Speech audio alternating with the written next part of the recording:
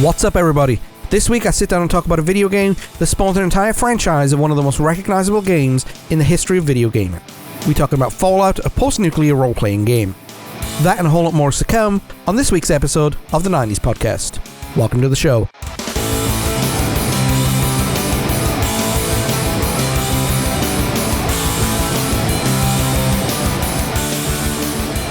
What's up, everybody? Welcome back to the 90s podcast right here in the Because of Me Network. Hope you're doing well today. It's a wonderful, wonderful Sunday. As always, we are dropping live at 3 o'clock. And I say live, it's been pre-recorded well in advance. And, I just wanted to say hi and get this episode out there to you. As you can tell, I'm flying by myself today, so this is going to be a little bit shorter than normal, because I don't have the banter to go back and forth and have two opinions on the same subject, so it's just going to be me. We're going to be here for about, 15, 20 minutes, maybe 30 minutes, to talk about one of the most groundbreaking games of its time, and the launch pad to one of the best series of video games of all time. We're talking about Fallout, a post-nuclear role-playing game. Yes. So, let's take my credentials real quick. I played the mess out of Fallout 3. I'm still playing Fallout 4 whenever I can. I love Fallout 4. I think it's one of my favorite games of all time. I didn't play Fallout New Vegas too much, I'll be completely honest. And thanks to Epic Games, so every week Epic Games releases a game. And they release it for free, and sometimes it's really good, sometimes it's not. Sometimes it's an okay game. Like this week, for example, as of recording, they're going to be releasing the Outer Worlds for free. Like in the past, they've released things like Tomb Raider, the Tomb Raider series, the new Tomb Raider series, Borderlands series, and so on and so forth. And about 6 to 8 months ago, they released Fallout 1 and Fallout 2. So thanks to that, I own the whole Fallout series. And let me tell you, the game that I'm going to be talking about today, vastly different to what you would expect from a modern Fallout game. Anyway, it is a turn-based RPG, which I don't think they make too many of those anymore. I think the Final Fantasy series was the last turn-based RPG, but I'm talking about something that grew into something different, if that makes sense. So because we know the Fallout series today is a first-person shooter with RPG elements, whereas this was a turn-based RPG. It was developed and released and published by Interplay Productions, and it was released on Windows and Mac. So it's an old DOS game. It was released in Europe in 1997. I haven't got a specific date, but it was released in North America on the 10th of October in 1997. It sold between 400,000 and 600,000 copies, which doesn't sound like a lot, but for the type of game that it was, and the fact that it was on PC, is a lot, because this is what you got to understand. The 90s had LAN parties, yes, we had LAN parties. I never took part in any of them. But most of the video games that were released on console. And yes, PC did have its own brand of games, but to get something to sell close to 1 million copies was phenomenal. Because PC gaming wasn't as strong, you didn't buy a PC to game because it wasn't powerful enough. Nowadays, you can buy a PC gaming machine for $2,000, a real good one, and that'll last you a few years, and you can play all the best games. But now, it's released on console as well, and they add the figures together. They don't say we sold 100,000 copies on Xbox and 200,000 copies on PC or anything like that. So selling close to 500,000 copies, or just over 500,000 copies for any PC game was phenomenal. Because, like I said, computers in the 90s were just designed as giant word processors and spreadsheet makers. You run your database off it and so on and so forth. You didn't necessarily game off of it. And this broke the mold in terms of, what PC gaming can do. So how did this come about? Well, in 1994, video game designer and developer Tim Kaine started work on what would become Fallout. He was the only person at Interplay to work on it, and as such he had to develop his own engine to make the game work. Now, he wanted to base the engine off the GURPS system. Now, what is the GURPS system? GURPS stands for Generic Universal Role-Playing System. and it is the building block in place for a lot of tabletop RPGs. So anything from Dungeons and Dragons onward, they use the GURP system. And that basically defines your world, defines your character. The great thing about the GURP system was you could create a character, and any game that was compatible with GURPS, you could use it, any tabletop game. So you create a sci-fi character into a fantasy world, that's at the extreme end of things. But you didn't have to create a new fantasy character for a new fantasy character game. You didn't have to create a new sci-fi character for a new sci-fi character game, and so on and so forth. You kind of standardized everything out and made it easier for you to create characters, build games, build game worlds, and so on and so forth.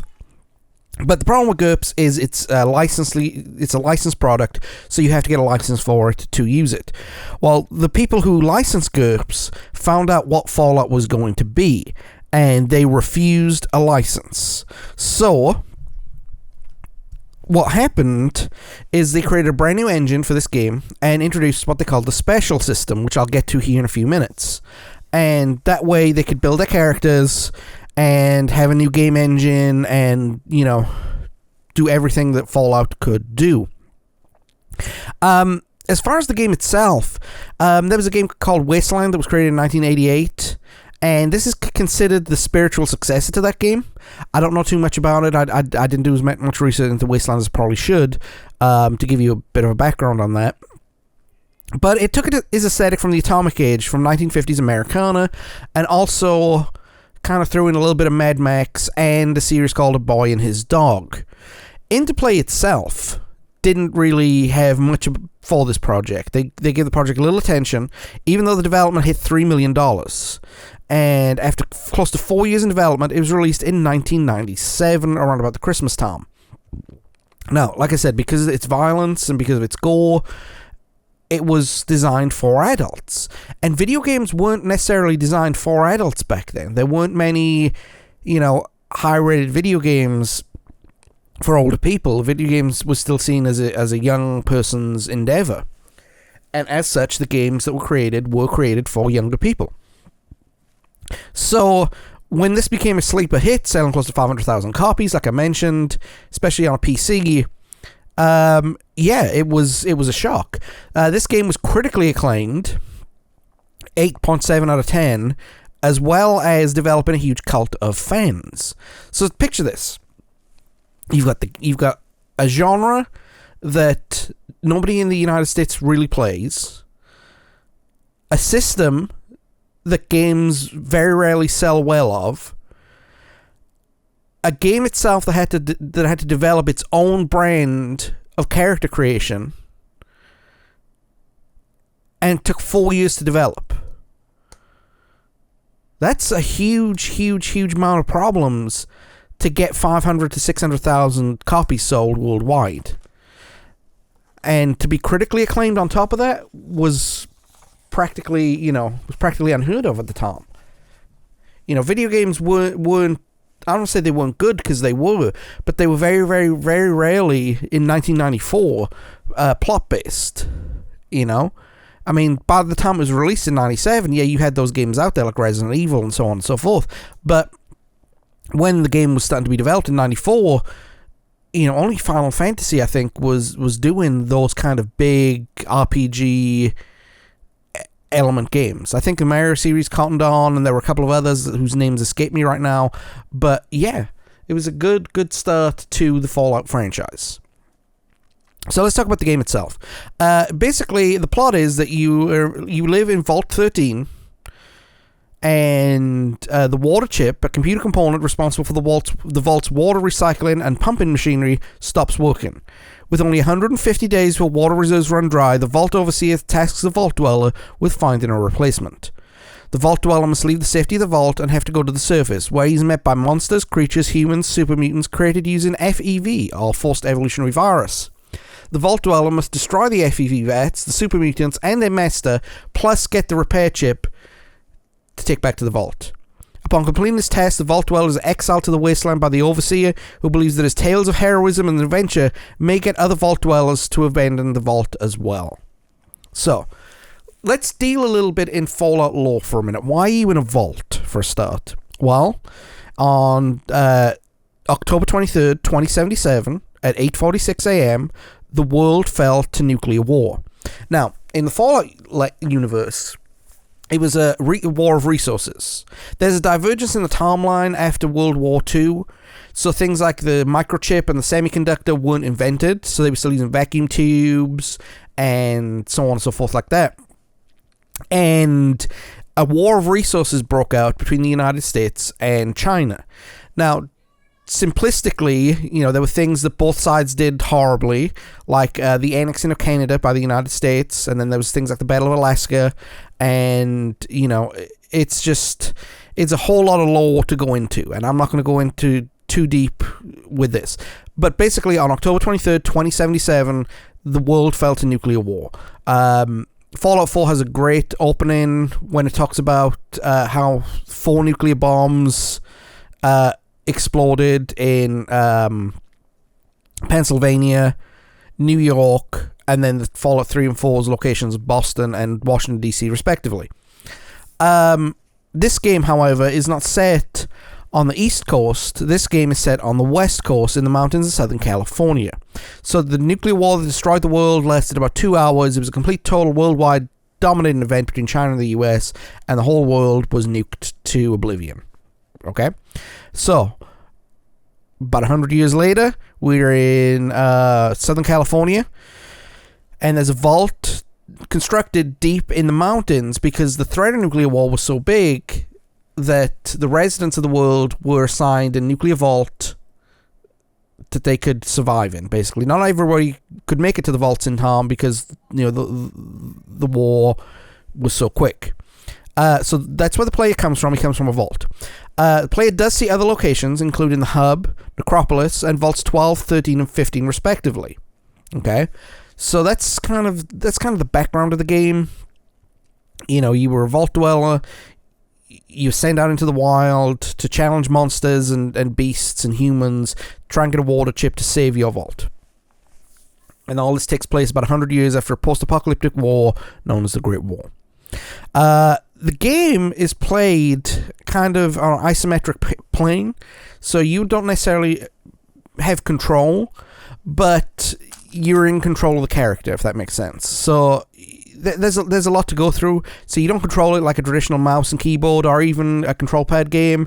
You have to point and click and point and click and point and click, and you have to fight by waiting your turn. And like the very, very opening, for example, you have to escape your vault to start the adventure, and to do that you have to escape an area that's got a ton of rats, and you've got like a gun, like a 10mm, and you've got a machete or a knife. I'm not sure if it's a machete or a knife. It's been so long and I haven't played much of it, and and you have to escape the vault, basically. And once you do that, you get set off onto the world, and boom, that's how you get started.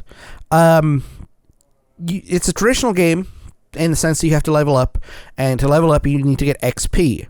So you get XP by completing quests, killing monsters, killing people, so on and so forth. The game introduced a karma system. So good deeds will be rewarded with good karma, bad deeds will be rewarded with bad karma. And that kind of helps you throughout the game. If you have good karma, certain good things happen. If you have bad karma, certain bad things happen. Certain characters won't help you unless you have good karma. Certain characters won't help you unless you have bad karma. So it's a very, very morally ambiguous world that it's set in, which is a fantastic way to build a world as far as I'm concerned. It's not all positive. It's not all negative.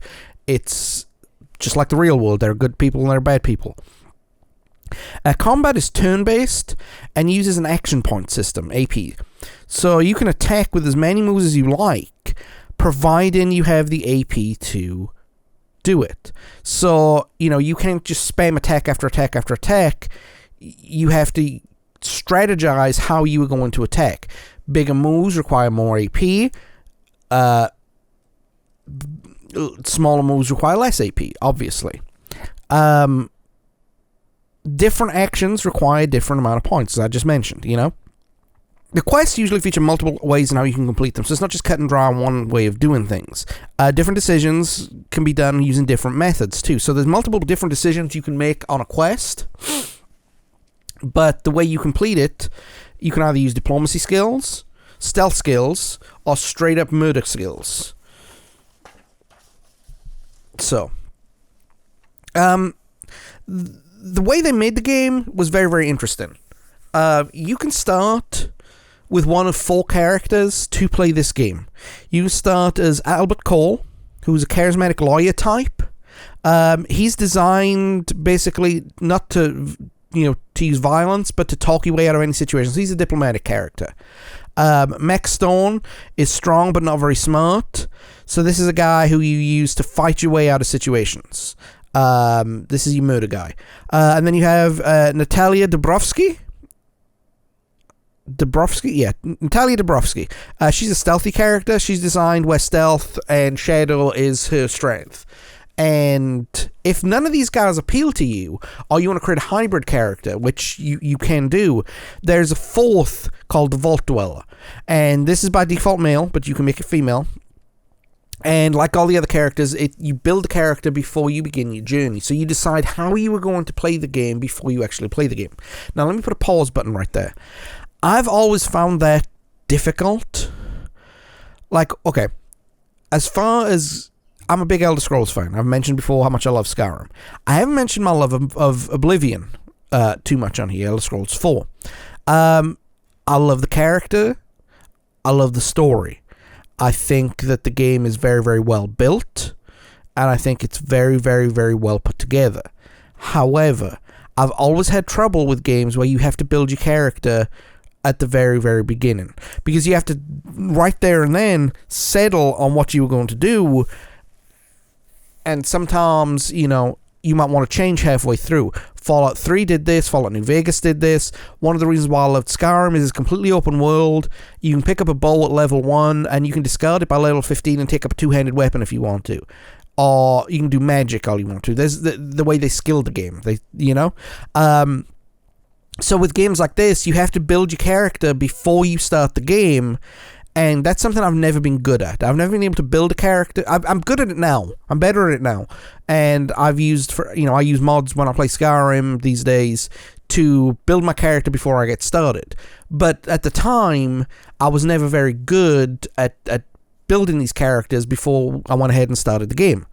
But this character that you create, you design it any way you want to, and you use the special system to create the custom character. Now, what is the special system? We've heard of GURPS that can be used uniformly across any form of fantasy, sci-fi, postmodern, whatever you want to call it. All these tabletop games that use GURPS have the same group starting statistics. What is special? Special is the 7 characteristics that make you special. That's strength, perception, endurance, charisma, intelligence, agility, and luck. Now, strength is obvious. It tells you how strong you are. Perception is how good you are at examining your surroundings. Endurance controls health and ties in a little bit with strength. Charisma, how you can talk your way out of things. Intelligence, how you can use certain skills to your advantage. Agility is, again, how athletic you are, how much AP points you have, and so on and so forth. And luck really does mean what it says on the tin. The higher the luck, the more you get lucky with certain things, with critical hits and with I can't remember what I don't have it written down, but mainly with critical hits and with how the opponent's turns affect how you get attacked. So in this RPG, it's turn-based. So you basically, you have a punch, they have a punch. The higher your luck, the more you get away with, if that makes sense. Okay. Each of these stats has a range of 1 out of 10. So there's a potential 70 luck. Okay, not luck. Excuse me, 70 special. You can set these values: strength, perception, endurance, charisma, intelligence, agility, and luck, to any number that you wish. So if you want a character who is, you want Terry Crews, for example, you put all your points in strength, charisma, and intelligence, right? Or, you can have a dumb lucky guy, or you can have an athletic jock. You can have you can put all these kind of numbers together and crunch them the way you are, as long as your score doesn't go over 40. So there's a potential of 70, but the maximum you can put in is 40. So you can put 10 strength, 3 perception, 5 endurance, 10 what I mean, so on and so forth. They determine the personality of your character early in game, and they cannot be changed. So if you are unfamiliar to what these things do, you can nerf a character before they even set foot out the vault. But if you pay attention and you have a rough idea of what you want your character to do, you can walk away with a character that can be very, very stealthy, very, very smart, and very, very strong, or a character who can be very, very charismatic, very, very resilient, and very, very lucky. I'm using 3 as an example. I mean, you can put your points into anything. I never put my points in any more than 7. I never have in these kind of games, because in Fallout 4 especially, your special, you can train in it, and you can build up your special, so you can, theoretically, by level 70, you could have your special maxed out. Now, you have no special skills, but, you can still max it out. The special skill is determined of everything that you do. So every time you talk to an NPC, every time you get into combat, every time you take a route, your special is taken into account. However, when you're in combat, it is not just your special that it goes into. This game is an RPG, so they've programmed it to be, for lack of a better term, dice roll, like your modern day tabletop RPG game. But I'm not saying it's determined by luck of the dice or anything like that, but your special is taken into account. So if you're a good unarmed character, for example, say you've got strength maxed out of 10, and you're very, very good with unarmed weapon, with melee weapons. When the dice rolls, it'll roll more in your favor when you do a melee attack than if you pulled out a minigun and try to use that, because you're not skilled in it. So it's very, very complicated and complex on how combat is done, but at the same time, the dice roll will be prevalent for what you do and how you do things. The game itself has over 184 NPCs in the game. Residents, merchants, mercenaries, the Brotherhood of Steel, which is a faction. The game has 5 companions that you can choose. Now, from which you can choose one to follow you. Now, the way I've written it down doesn't make sense, but I think you can pick any of these guys to follow you at a time. So, for example, you can use Dogmeat, which is a loyal dog companion. Ian is a guard at Shady Sands. Kajita is a scaver at the Boneyard. Tandy is the daughter of another character, and Taika was a desert ranger. I think you can have one of these on at a time, and I think you have to do special circumstances to get the companion to follow you. Now, I wrote that, the way I wrote that down confused me, so I apologize if I'm not making any sense, or if I'm incorrect in the way it was written down. And of course, you have standard fare of monsters and enemies. Ghouls, for example, which are humans that have been subject to intense and prolonged radiation, so they're basically the survivors of the original nuclear attack. Super mutants, humans subjected to the force of evolutionary virus, turn into hulking green brutes. Then you have bugs like a mantis and a red scorpion, which evolved from, the praying mantis and the emperor scorpion, respectively. You have rats. You have mole rats, pig rats, plain rats, giant rats.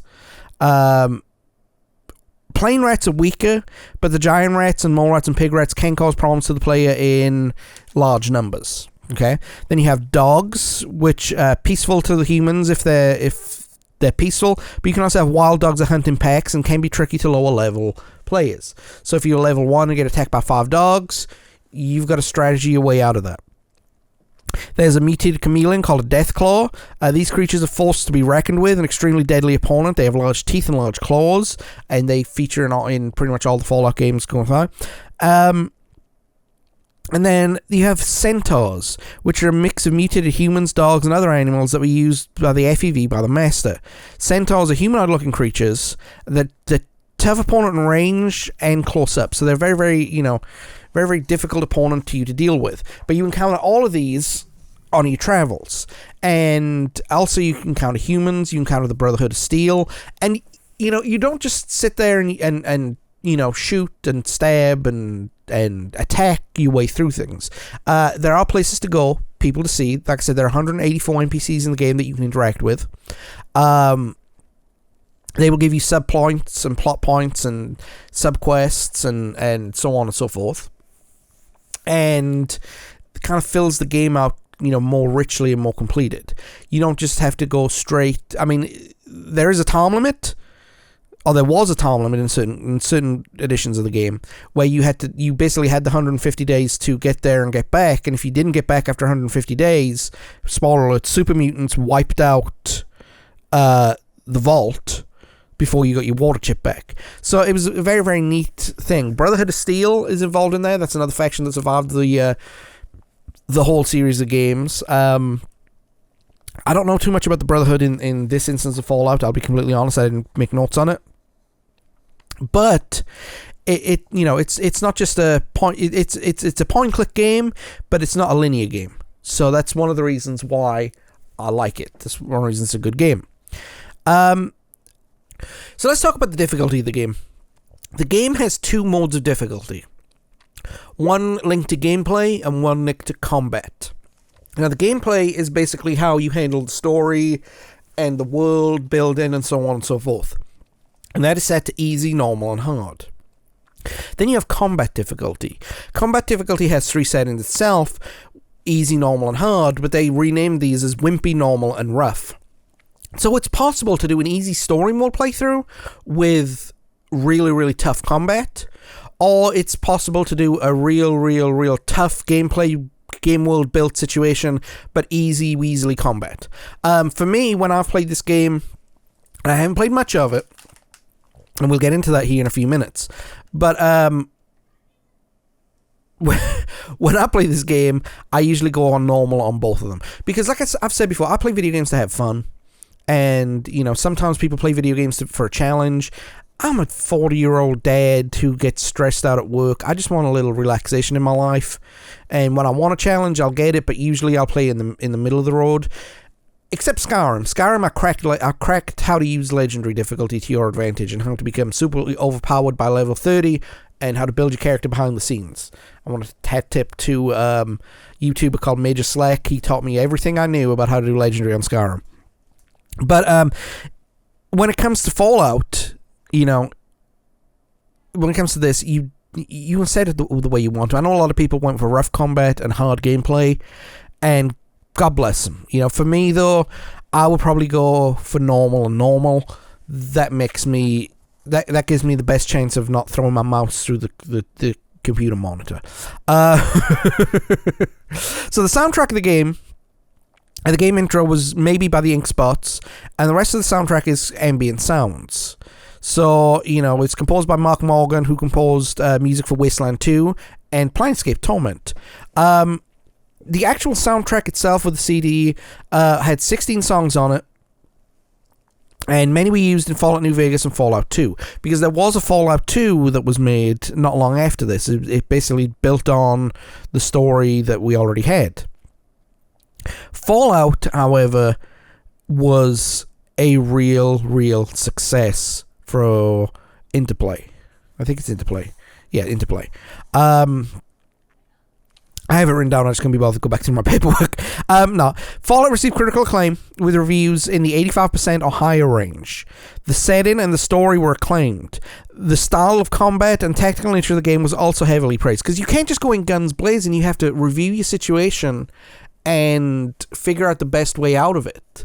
So it's a thinking game rather than just we're going to drop a nuclear bomb on this thing and be cool. The companion system, considered a little flawed, because the player didn't have control over them and what they did. So, for example, right, you fight in a Deathclaw and a rat, and the odds are that your companion is going to attack the rat and leave the death claw for you. So you can't control what the computer controls it, rolls the dice, looks at its special, and bang, that's how it's going to attack. So that was, one thing that needed a little bit of tightening up on, I think. I mean, in future games, you have some limitation on what you can control your companions to do, and your companions more or less do whatever the heck they want to do. But in this one, it could be detrimental if you're not expecting it. The game sold well, selling 100,000 copies worldwide by the end of 1997. This was just enough to get Fallout 2 into production. However, the sales were not as good as Baldur's Gate 1 and Diablo, which were released around the same time. But, again, 600,000 copies sold, all in all, was a big return for a small studio. I mean, $3 million put in, let's say it was 600,000 copies. Let's do the math here. At $30 a piece, that's $9 million. So it made back its development threefold at a minimum. So, yeah, I mean, what can you say about this game? I've played maybe 30 minutes of this game in my entire life. I really have. I'm not a big fan of turn-based combat systems, so this game didn't appeal to me. And I'm more fan of first-person shooters when it comes to this kind of game. So that's why the newer Fallout games kind of resonated with me a little bit better than the older Fallout games. This game, however, is an exception to a game that I would play this in Fallout 2 from what I have played of it, because now I know the lore and the background. It's, it's like, okay, this is a turn-based game in the Fallout universe. Even though it came first, that's how I see it, because, again, in 97, I was 13 and I was still playing FIFA and WWF games and Street Fighter and Destruction Derby and Gran Turismo and stuff like that. So these kind of games were not on my radar. Plus, I didn't get my first PC until I was 17. No, that's a lie. I didn't get my first PC until I was 18. So, all the stuff that I did online, I would either do at school or at friends' houses. So, there's a whole plethora of games that I've missed out on. But, looking back at the series, the gang's all here. And I was interested to see why, where all these guys came from.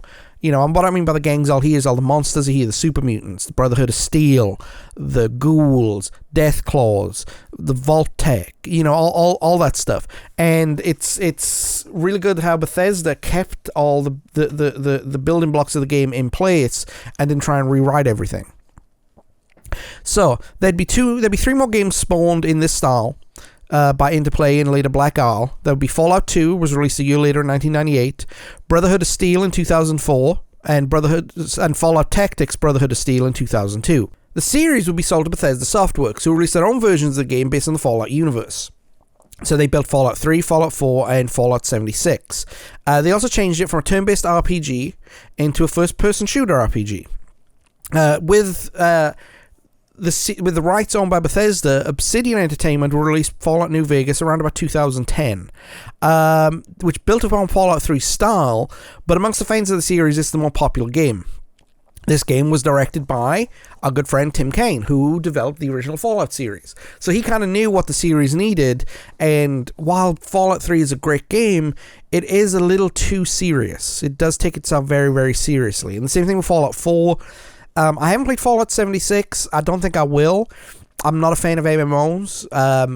I've put like about 60 hours into the Elder Scrolls Online, and it's alright, I mean, it's nothing groundbreaking, so I'm not going to probably put any time into Fallout 76.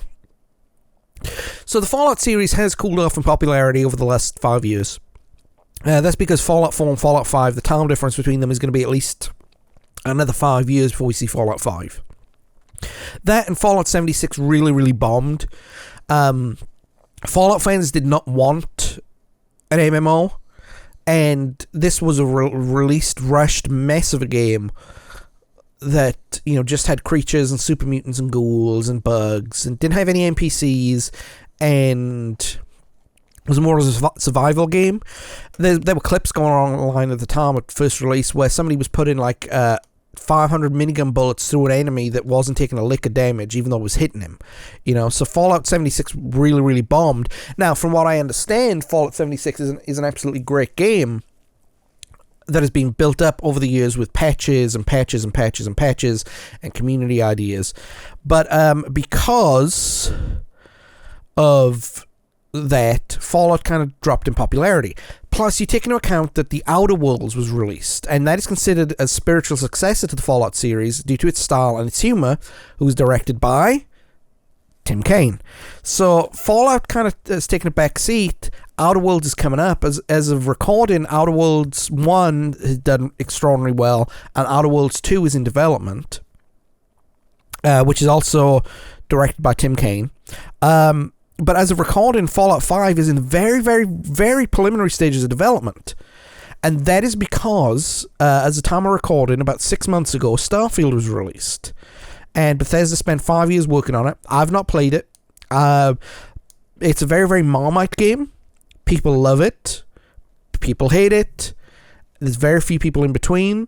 The more I read and see videos produced and so on and so forth, I'm interested in the game. I'll probably like it. It seems like a very, very ADHD game to me.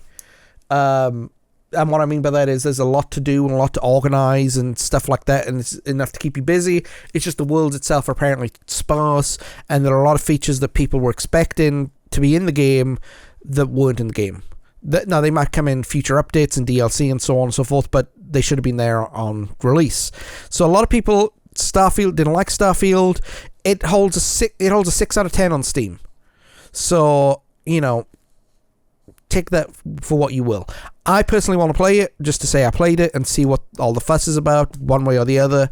But also, it's Fallout 5 is still early in development because Elder Scrolls 6 is in development. See, the problem with the Bethesda has now is it's a big studio with 3 titles that require a minimum of 5 years work on them. So while we're still waiting for Elder Scrolls 6, Fallout 5 has taken an even further backseat. Now, it's in very, very, very preliminary stages of pre-production. So that means the game is being written, I guess. But none of the programming, none of the, none of the things that make the game work have been done or anything like that. But I've got some news about Fallout, which I will get to here in a couple of minutes. That is it for our talk about Fallout post-nuclear role-playing game. It's a very, very good game for those who've played it. I have only played about 15 minutes of it, so I can't give you a rating on it. But I will give you a rating on it. What are you talking about? I'll tell you in a few minutes. But yeah, Fallout, great game, great series. The platform was there. And it's very rare that a first game of a big series knocks it out of the park as well as Fallout did. Yeah, so that's going to be it. I will be back here in a couple of minutes because I've got some announcements to make. And yeah, I will see you here in a few. Okay? Take it easy, everybody.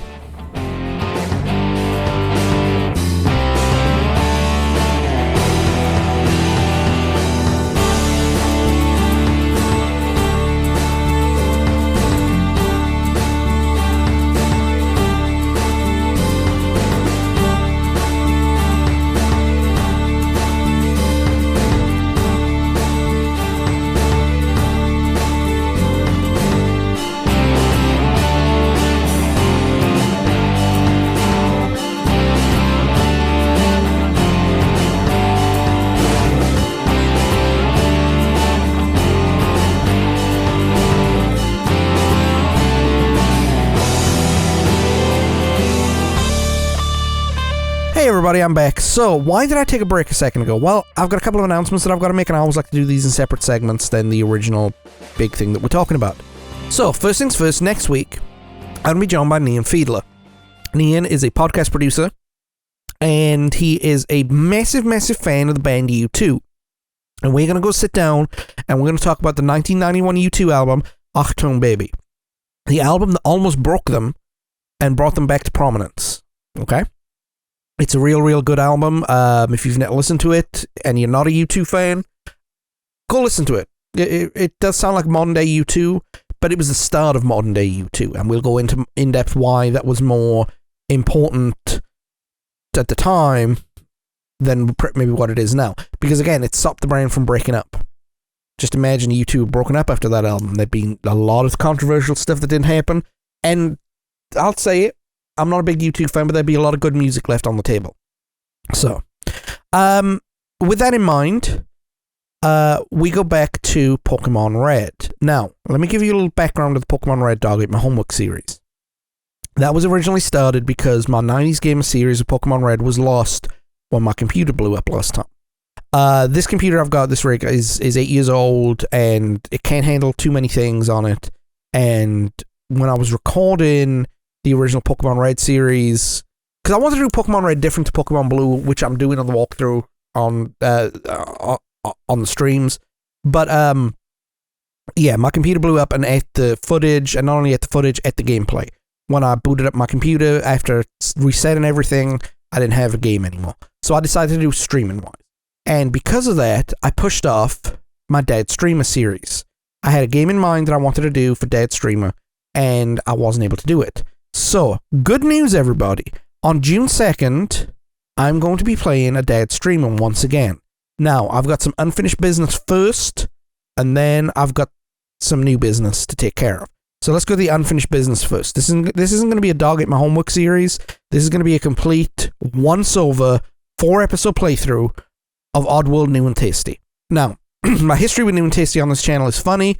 I've tried to play the whole thing through in one day twice, and the first time was after a big mental health scare that I had, and I wasn't in the mood to do it. And the other time was earlier on this new year where we lost internet and power. So I'm decided that I'm going to do this like I've done other Dead Streamer stuff, and we're going to play it in 4 episodes, okay? We're going to be doing the opening, the Rupture Farms, you know, the first level of the game, and escaping into Nice Territory on episode 1. We're going to do Nice Territory, and one of the temples is episode 2. We're going to do a temple and breaking back into Rupture Farms at episode 3, and then we're going to do Rupture Farms at episode 4. And I want you guys to come watch it. That'll be over on our Twitch channel at twitch.tv/adeadstreamer. And we hope to see you there. Then, after I'm done with that, on July 7th, that's the week after Independence Day, I'm going to be playing Fallout 1. Don't know how long that's going to last. Don't know if I'm going to complete it or not. I might play for 30 minutes and say, you know what, this game isn't for me. But we're going to give it a go anyway and see how we do things. And with that in mind, I'm going to hop off here. So, take it easy, everybody. Have a good week. Say your prayers, eat your vitamins. Love one another. Listen to some good music. Hug a family member. Be good to yourself. Be kind to yourself. Be kind to others too, but be kind to yourself. Okay, that's the main thing. I want you all to take it easy, and I'll see you next time. Take it easy, everybody. Bye.